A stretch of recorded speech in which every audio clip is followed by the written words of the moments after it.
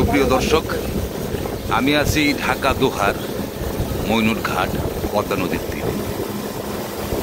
আমি এখন এই পদ্মা নদী পাড়ি দিয়ে যাচ্ছি নদীর ওই পার ফরিদপুর চর ভদ্রসন থানায়।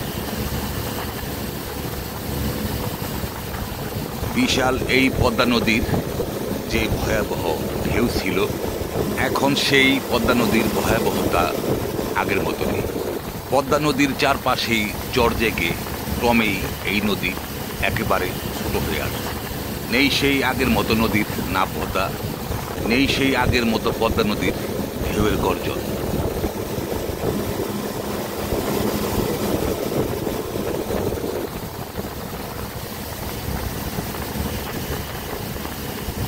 আমি চলে এসেছি ফরিদপুর চর ভদ্রসন। সামনে যে ঘাটটা দেখছেন, এটা হচ্ছে গোপালপুর লঞ্চ ঘাট। সুপ্রিয় দর্শক, আমি এখন আছি ফরিদপুর চর ভদ্রসন উপজেলায়। এখানে যেসব ফসলি জমি দেখা যাচ্ছে বা বাড়িঘর দেখা যাচ্ছে, এই সবই ছিল পদ্মা নদীর চর। দীর্ঘদিন চর অবস্থায় পড়ে থাকার পর এখানে মানুষ এখন বাসস্থান গড়ে তুলেছে এবং ফসলাদি চাষ করছেন। আমি সুদূর মুন্সিগঞ্জ থেকে পদ্মা নদী পাড়ি দিয়ে যেই উদ্দেশ্যে এই ফরিদপুর চর ভদ্রসন এসেছি, আমি যাচ্ছি সেই স্থানে। আমার সামনেই ফরিদপুর সদরপুর উপজেলা। এই উপজেলায় হচ্ছে শেখ হাসিনার ফুফাতো ভাই লিকসন চৌধুরীর এলাকা।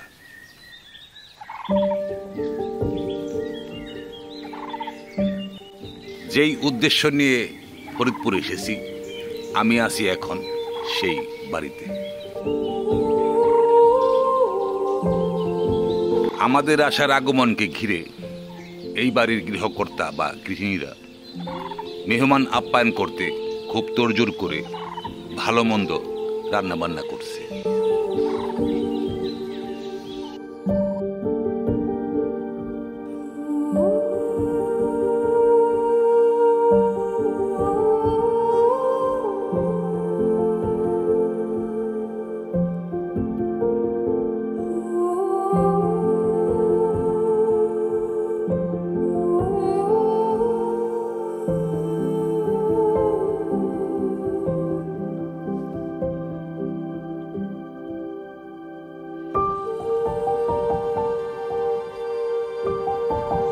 আমার কাজ শেষ, আমি এখন ফিরে যাচ্ছি আমার গন্তব্যে। সময় স্বল্পতার কারণে এই ফরিদপুর চর ভদ্রসন এলাকার অনেক কিছুই আমি আপনাদেরকে দেখাতে পারলাম। আমি যেখানে আছি এটা হচ্ছে ফরিদপুর সদরপুর উপজেলার জয় বাংলা বাজার। এই বাজারই হচ্ছে অটো স্ট্যান্ড। আমি এখান থেকে অটোযোগে ফিরে যাচ্ছি গোপালপুর লঞ্চ ঘাট। আমি আছি ফরিদপুর গোপালপুর লঞ্চ ঘাট। চারপাশেই দেখছেন পদ্মা নদীর বিশাল বিশাল চর।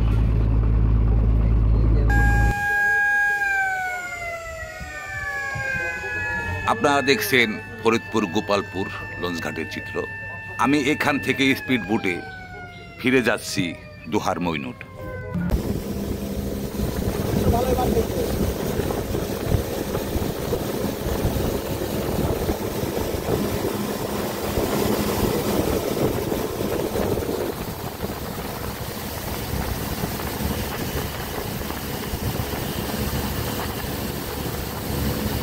আমি আসার সময় অনেক কিছুই দেখাতে পারিনি, কারণ আমি এসেছিলাম লঞ্চে।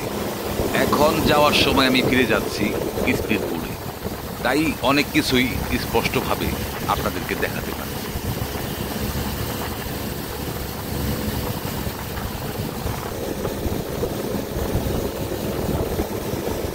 যে পদ্মা নদী নিয়ে কবিরা অনেক কবিতা লিখেছেন, অনেক গান, অনেক কাব্য রয়েছে পদ্মা নদীর ভয়াবহতা নিয়ে। সেই পদ্মা নদী এখন চারপাশে বিশাল বিশাল চর জেগে নদী একেবারে ছোট হয়ে গেছে।